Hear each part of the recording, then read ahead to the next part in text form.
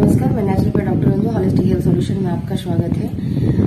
Naturopath, प्राकृतिक चिकित्सा, ये सब ही आपको पूरा स्पष्ट करता है कि प्रकृति आपकी चिकित्सा खुद करती है, ना कि कोई चिकित्सक आपकी चिकित्सा करते हैं। चिकित्सक आपके एक माध्यम बनते हैं प्रकृति के स्रोत और चिकित्सा दिलाने का, और वो एक विधि व्यवस्था और उसकी जो प्रोसेस होती है उसके केयर, कंसल्टेंट और संरक्षण देने का काम करती है, ना कि वो पूरा का पूरा आपको बैठकर चिकित्सा देते हैं। क्योंकि प्रति घंटा और प्रत्येक मिनट आप प्रकृति की गोद में हैं, चाहे अपने घर में हो, चाहे कहीं रास्ते में चल रहे हो, चाहे अन्य देश विदेश में भ्रमण कर रहे हो तो आप सूर्य के प्रकाश के अंदर ही, सूर्य के प्रकाश आपको बार बार स्पर्श कर रही है और आपके शरीर को हील कर रही है।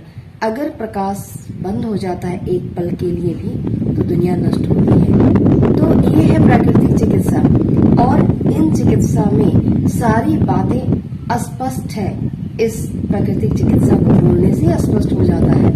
इसके ऊपर आपको और कुछ समझने की जरूरत नहीं है। अगर वायु ना चले, ऑक्सीजन नहीं मिलेगा, धूप ना हो तो आपके शरीर में विटामिन डी नहीं मिल पाएगा। दवा की बात बहुत दूर है। पहले तो प्रकृति आपको ऐसे ही हील करती रहती है। दवा तो एक सप्लीमेंट होता है, ऐसा सप्लीमेंट जो आपके शरीर में तत्व रिसीव नहीं कर पाया, तो हम दवा के रूप में सप्लीमेंट देकर आपको सपोर्ट करते हैं और बॉडी को इम्प्रूव करवाते हैं। ये एक प्रोसेस है, ना कि हम ये कह दें कि पूरा आपको चिकित्सा दे रहे हैं। प्राकृतिक चिकित्सा दे रही है, हम उसके साथ आपको और सपोर्ट कर रहे हैं। ये है चिकित्सा, और ये बृहद चिकित्सा है। सृष्टि की उत्पत्ति के साथ प्रकृति अपने समस्त अंग उपांग विधि व्यवस्था, लोगों का संरक्षण पालन पोषण कैसे हो, उन्होंने अपने साथ लेके आई है, और उसकी कोई भी टिप्पणी हम आप नहीं कर सकते। हमें ना अधिकार है करने की, ना हम कर सकते। क्यों ऐसा? इसलिए कि प्रकृति अभी तूफान ले आई, तो क्या आप प्रकृति के ऊपर क्वेश्चन मार्क उठा सकते हैं? तूफान क्यों आई? क्योंकि उन्होंने देखा कि अब आप बातें समझ नहीं पा रहे, आपके द्वारा काफी आक्रांत फैलाया जा रहा है, तो विपदाएं लाकर उन आक्रांत को शांत करने का काम करती है। तो आप अगर आंधी आ गई अधिक, तो क्या करेंगे? क्या उस पर सवाल करेंगे? अधिक बारिश हो गई तो क्या करेंगे? सवाल करेंगे। आपने जैसा बनाया है, प्रकृति उसे हटाने के लिए अपनी व्यवस्था बनाई कि अब मुझे ये करना ही होगा। भौगोलिक दशाएं बदल जाती है। चिकित्सा शास्त्र सिर्फ एक यूनिट, लिमिट और एक रेजोल्यूशन तक सीमित नहीं है। ये आप ब्रह्मांड के तत्व को समझना और आपके शरीर के पिंड को, तत्व को समझना, उसके बाद यदि आप उसके तालमेल में चलते हैं तो चिकित्सा बेहतर होती है। और इससे पहले कई एपिसोड में मैंने बताया है कि चिकित्सा अब किसी भी चिकित्सालय और अस्पतालों में देना अब आसान नहीं हुआ है।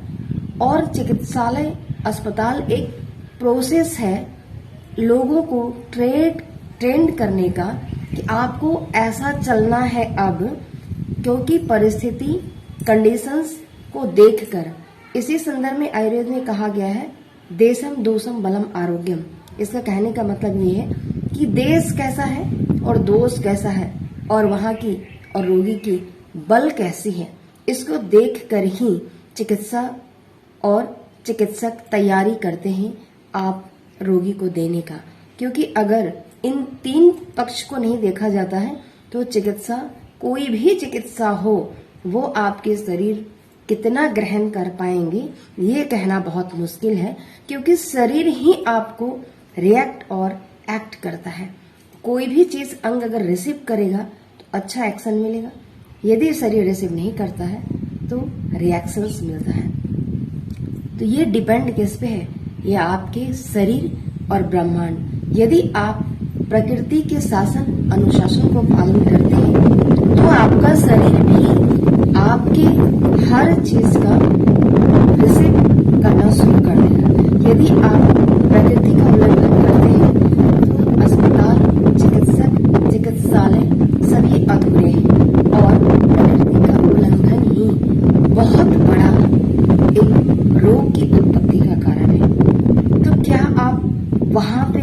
किसी तरीके का सवाल उठा पा रहे हैं क्या? आप इसे एक बार सोचिए, कहाँ पे सवाल उठाना है और कहाँ पे आपको सवाल नहीं उठाना है। खुद से हमेशा अगर सवाल उठाना है तो खुद पे उठाइए। आप ठीक क्यों नहीं हैं? आप बीमार क्यों हो गए? आपके पास परिस्थितियां क्यों पड़ी? क्योंकि खुद का ऑब्जर्वेशन ही लोगों को चिकित्सा देने में समर्थ कर पाएगा। आपका शरीर में इरिटेशन हो रहा है, आपको समझना पड़ेगा।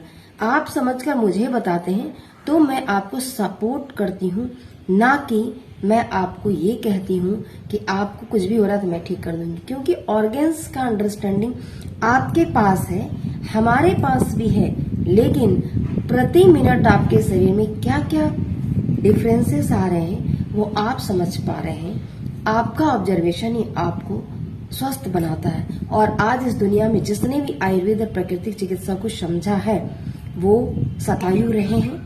उनकी क्षमता प्रखर और प्रज्ञा काफी तेजस्वी रही है और उन्होंने बहुत ही अच्छा अपना रोल प्ले हर क्षेत्र में किया है, जिससे सभी को लाभ मिला है।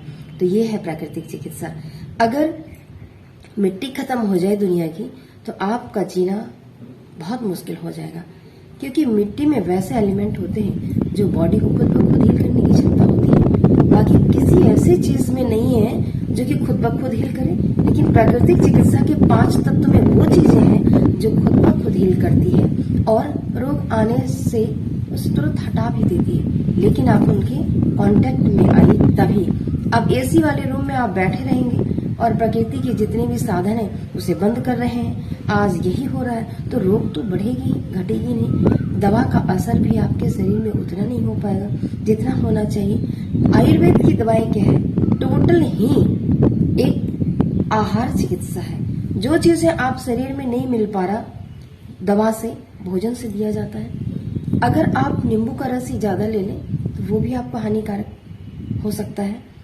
कोई भी चीज का एक मात्रा होता है। अति सर्वत्र वर्जते, किसी भी क्षेत्र में अति वर्जित कहा गया है। और चिकित्सा शास्त्र में तो बहुत ही अधिक, आप जितना अति से वर्जन करेंगे उतना स्वस्थ रहेंगे। इसलिए इन बातों को जो हमारा सुन रहे हैं, आपको कैसा लग रहा है कमेंट सेक्शन में जरूर बताएं कि आप क्या समझ पा रहे हैं और आपको कैसे तैयारी करनी है अपने लिए। जब आप शास्त्र को नहीं समझ पाएंगे, चिकित्सा को नहीं समझ पाएंगे, प्रकृति को नहीं समझ पाएंगे, तो खुद को भी नहीं समझ पाएंगे। ये सारी चीज समझने के लिए बनी है और जीने के लिए बनी है, न कि सवाल करने के लिए बनी है। आप जितना सवाल करेंगे उतना ही उलझ जाएंगे और आप जितना अपने आप का ऑब्जर्वेशन करेंगे उतना ही आपको समाधान मिलेगा। सवाल से समय नष्ट होता है, समाधान से विस्तार होता है। आज के लिए यहीं तक। आप मुझे कमेंट सेक्शन में लिख के बताएं क्या आप मेरी बात समझ पा रहे हैं, और अगर समझ पा रहे हैं तो अपने लिए तैयार हो जाइए। और आप अपने लिए तैयार होते हैं तो एक दिन पूरी दुनिया तैयार हो जाएगी। आज के लिए यहीं तक। धन्यवाद।